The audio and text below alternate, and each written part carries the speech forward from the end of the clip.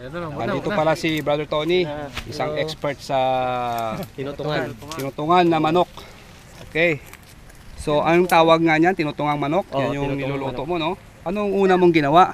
Ginisa yung bawang at saka sibuyas, and then pati yung manok na native. Hinalo at saka hanggang ma-fry. Sinunog Mga ilang minuto mo na yan ginisa? O ano na? Lumambot lang. Lumambot lang. Ginpakuluan mo to. Tapos maano siya sa sarili niya mantika. Ginaluto. Ready ako ng gata. Aha. Tingnan natin ano to, gata. Oh, mainit-init. Gata ba? Tapos kapayas. Ayun, ayan oh. Grabe. Tingnan mo naman, daming audience ni Brother Tony, oh. Panalo na dito. Yes. Okay. So punta naman tayo mamaya doon.